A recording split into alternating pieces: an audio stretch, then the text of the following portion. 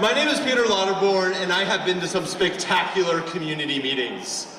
I work at Civic Edge Consulting, a San Francisco firm that specializes in outreach and communications.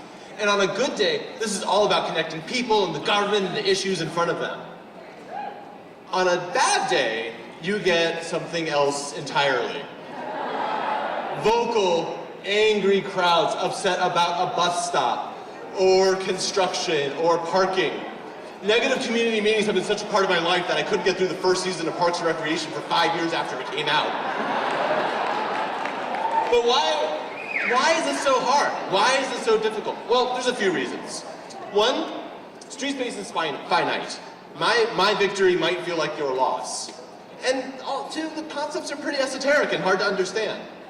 But there's a third reason, which is that we're really bad at talking to other human beings about this at a normal level. So much so that we have a phrase for this.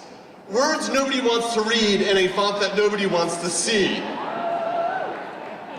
This describes the tendency for public agencies to share very complicated, unpopular information in the least aesthetically pleasing way possible. Do you need an example? We have classic traits. Lots of numbers, acronyms, beautiful formatting. And then you might go, hold on. I have degrees and I have lots of facts and I have really good intentions. Why is that not enough for this process? We know who's not interested in your degrees? This crew. They are not interested in your degrees, or LOS, or TPS, or headways, or dwell time. What they know is that there is something that you've decided that you want to change that's important to them, and they're going to fight you for this. And this is the problem, because our streets desperately need fixing, and we can't fix anything without changing anything. So where do we start? Well, we can start with us. We can start with our attitude and how we approach the public. As you've heard at different times at this conference, there are times when we can kind of treat the public a little bit like children and put ourselves in the position of that professor. Like the professor you had who went out of their way to make you feel really dumb sometimes, and you're just lucky to be in their presence. That's not what the community is looking for when they think that their world's going to get turned upside down. So what is the answer though? What do we do? Well, we do 3 things wrong when we engage the public. First, we tell them, this is your problem. And then we say, this is how we're going to fix your problem. And then we defend ourselves with a lot of jargon and numbers. Works every time. So, what do we do instead? Well, look, it's not about spin or trickery. I don't think we're in a post-fact society and people can't handle hard truths. What this starts with is asking people to define the challenges that they're facing in their community themselves, and starting from there. We often think that we need to take opponents, who are very few, and turn them into supporters, who are also very few. And rather, we need to be looking at bystanders and turning them into champions. And if we let people define projects for themselves, they will see the same things that you see, dangerous streets or insufficient service. And once you do that, now we're operating from the same set of values. Now we can have a real conversation about the solutions that you, the experts, have to go out and say, hey, we've heard that you have this challenge. Here's some solutions that we know work. Now, it's really important that you do this in language that's intuitively clear and understandable. Do not say arterial corridor. We're not heart surgeons.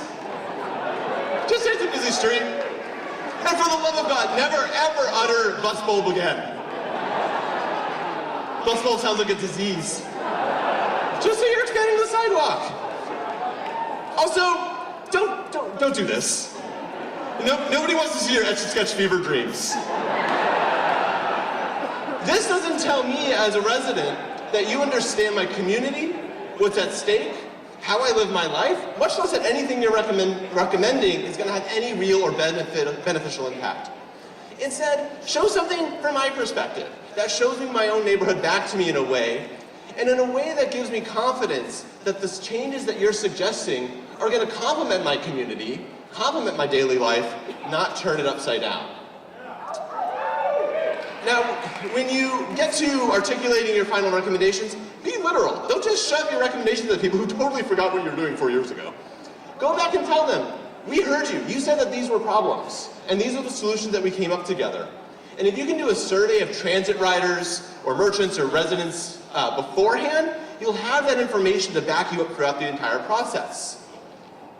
Now, this doesn't insulate you from criticism. That's going to happen. But it will give you confidence, and more importantly, the community and the decision makers who are going to be feeling the political heat, it's going to give them confidence that you are acting in good faith, you've done your due diligence, and you've been working with the community.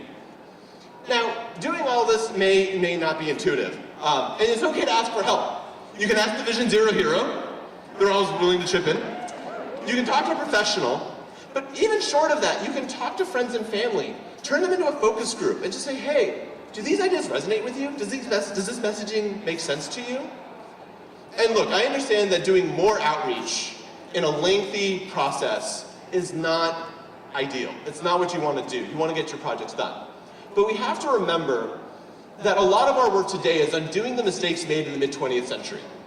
Mistakes that often were opposed by members of the community in that time. So we need to do a better job of working with people collaboratively, making projects together, and maybe we can have some better public meetings in the process. Thank you.